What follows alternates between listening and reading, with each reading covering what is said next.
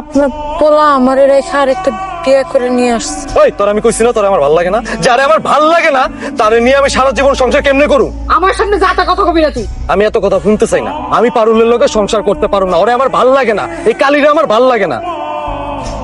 মায়ের পা ধরে সালাম কর। খবরদার আমার সালাম করবো না, আমি তাই বিয়েই মানি না। তোমার মানা না মানা দিয়ে তো যায় আসে না। ওর আমি পছন্দ করে বিয়া করে এই বাড়িতে নিয়ে আইছি, ওর কাম হইতেছে তোমার পাও ধরে সালাম করা। আমি কইছি না আমার সালাম করবো না? দিলা তো আমার নতুন বউয়ের সঙ্গে অপমান কইরা। তুই তো এমন আসলি না বাবা, এমন হইলি কেমনে? এত সুন্দর সহজ সরল একটা বউ রেখা এমন একটা ছেলে বিয়ে করে দিয়ে আনলি? এরকম একটা গাইয়া মাইয়া লইকে থাকুন যায়? তুই কোন জায়গা? আমি কোন জায়গার মানে? তুমি কি করবে চাও মা? তুই এই গ্রামের পোলা, পারুলো এই গ্রামের মাইয়া। মাইয়াটার কোনো বাপ নাই, মা নাই, কেউ নাই। তুই আমি দেখে যে নিজে পছন্দ করে বিয়া করছ নাই, আর এখন তো আর ভালো লাগে না না? দেখো মা, তখনকার কথা আলাদা, এখনকার কথা আলাদা। ওই সময় আমার ব্যবসা ছিল না, টাকা পয়সা ছিল না। এখন আমার টাকা পয়সা হয়েছে, আমার ব্যবসা হয়েছে, এখন আমার ওই কালিটার ভালো লাগে না। তাই আমার সুন্দর একটা বউ দরকার। আরে বাবা, টাকা পয়সা ওই এখানে লাশ সাহেব হয়ে গেছো, চোখ খুলে গেছে তোমার।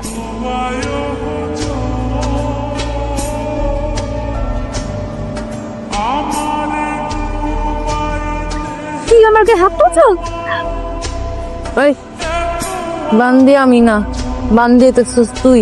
এখন থেকে সব কাজকর্ম তুই করবি। এখন থেকে আমি যা কইতে কমু, যা কমু তাই করবি। যেমনে কমু তেমনে করবি। 2 হাত দিয়ে তুই কাজ করবি, ঘরের সব কাজ তুই করবি। নাইলে এমনি ফালায় না মুখ বরাবর পাড়া মেনে মেলাম। ওই পারুলে, তুই এগুলো কি শুরু করছস? আপনি এগুলো থেকে দূরে থাকেন, নাহলে কিন্তু আমি আপনারও অপমান করবো। আমারে সহজ সরল পায়া আর একটা বিয়ে করে নিয়ে এসেছিস তুই না? হ্যাঁ, আমি চাইলে তোর 2টারে এক লগেজ দিলের ভাত খাওয়াতে পারি। খামো। হঠাৎ করে আমার বউটা এমন হয়ে গেল কেন? এই সব দোষ হইতেছে তোমার। তুমি আমার সহজ সরল বউটার পাগল বানাইছো। আমার দোষ না? আমার কোনো দোষ নাই, সব দোষ হচ্ছে তোর। তুই তো আগে এমন আসছিলি না, কেন এরকম হইছিস? আমার সুখের সংসারটা কেন নষ্ট করছস? আর এই সহজ সরল বউটারে তো তুই খেপাইছস। আর ও যা করতেছে ঠিক করতেছে। খবরদার আমার মেয়ের গায়ে হাত দিবেন না। পারুল, এটা কি কইতেছ তুমি? আমার মাইয়ার আমি আদর করতে পারুম না? না, পারবেন না। আপনার ঘরে নতুন বউ আছে না? যান ঘরে যান, আপনার নতুন বউরে ইচ্ছা মতো আদর করেন। কি থেকে যে কি হয়ে গেল আমি এটাই বুঝলাম না। আমার মাথায় তো কিছু কাজ করতেছে না। আমি কিছু শুনতে চাই না। তোমার যা সম্পত্তি আছে তুমি সব আমার নামে লিখা দাও। আর দূর, তুমি আছো সয় সম্পত্তি লয়া, আমি আছি কত টেনশনে। আমার সোনার সংসারটা কেমন এলোমেলো হয়ে গেল গা। আমার সহজ সরল বড় বউটা কি করতেছে? মানে আমি মনে করছিলাম আমি আরেকটা বিয়ে করলে বড় বউটা মাইনা লইব, কিন্তু আমার বড় বউ যে এরকম একটা রূপ দেখাইবো আমি এটা ভাবতেও পারিনি। ওরে বাবা রে বাবা, আমি না এইসব কথা শুনতে চাই না। তা তোমার বড় বউ যদি তোমার কিছু করে ফেলে তাহলে আমার কি হইব? তুমি একটু ধৈর্য ধরো, আমি একটা ব্যবস্থা করতেছি। মা পারুল, আর কে করেছো?